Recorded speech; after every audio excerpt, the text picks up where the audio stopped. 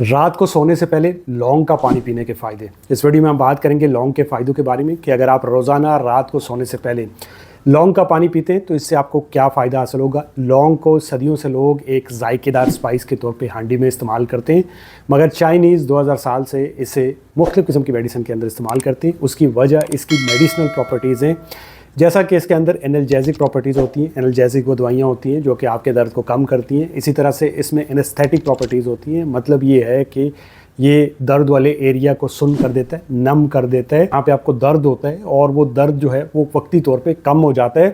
पहले के ज़माने में जो डेंटिस्ट थे वो एरिया को नम करने के लिए या फिर जो माइनर सर्जरीज होती थी उसमें भी इसका इस्तेमाल करते थे।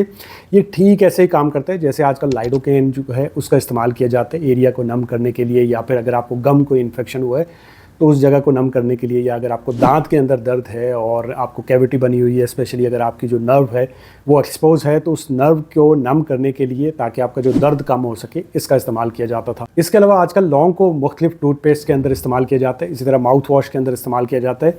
जब भी आपको कोई मुंह का इन्फेक्शन होता है तो आपको ये दिया जाता है, जैसे आपको कोई बैक्टीरियल इन्फेक्शन हो सकता है, कोई फंगस हो सकती है यानी कैंडिडा हो सकता है, तो उसकी वजह से ये माउथ वॉश आपको दिए जाते हैं, ये टूथपेस्ट आपको रिकमेंड किए जाते हैं।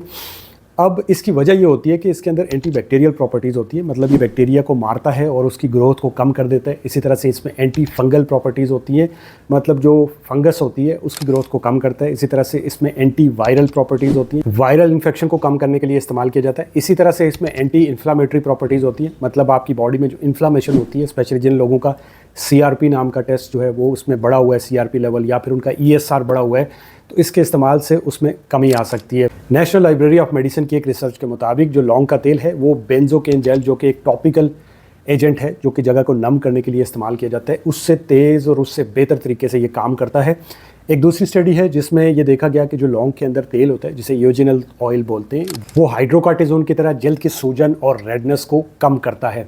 अब लौंग के तेल को आप मसाज के तौर पे भी इस्तेमाल कर सकते हैं। आप ऑलिव ऑयल या कोकोनट ऑयल के साथ मिक्स करके अगर आपके जोड़ों में दर्द है, आपके जोड़ों में सूजन है, तो इससे मसाज कर सकते हैं। इसके अलावा इसे आप लिप बाम के तौर पर भी इस्तेमाल कर सकते हैं। और बहुत सारे लोगों को नहीं पता होगा कि जब आप लौंग का तेल अगर अपने एक्सपोज एरिया के ऊपर लगाते हैं तो आपको मच्छर नहीं काटते हैं। अब अगर रात को सोने से पहले आप लौंग का पानी पीते हैं तो इस लौंग के पानी से सबसे पहला जो बड़ा फ़ायदा आपको होगा वो ये होगा कि आप रिलैक्स फील करेंगे, आपके एंजाइटी लेवल कम होंगे, आपको नींद जल्दी और बेहतर आएगी। उसकी वजह इसके सेडेटिव इफेक्ट होते हैं। सेडेटिव वो दवाइयाँ होती हैं जिनके खाने से आपको नींद आती है। लौंग का पानी बाइल की प्रोडक्शन को बढ़ाता है, जिससे आपको फैट को हजम करने में आसानी होती है। इसी तरह से आपकी डाइजेशन इंप्रूव होती है, आपके मैदे में अल्सर कम बनते हैं। इसी तरह से रात को लौंग का पानी पीने से आपकी इम्यूनिटी बढ़ती है, आपको अपर और लोअर रेस्पिरेटरी इन्फेक्शन नहीं होते, जैसे आपको सर्दी जुकाम कम होता है। इसी तरह से गले में दर्द कम होता है। इसी तरह से आपको गले और फेफड़ों के अंदर जो बलगम बन रही होती है वो लूज़ हो जाती है, पतली हो जाती है, जिसकी वजह से वो आसानी से निकल सकती है।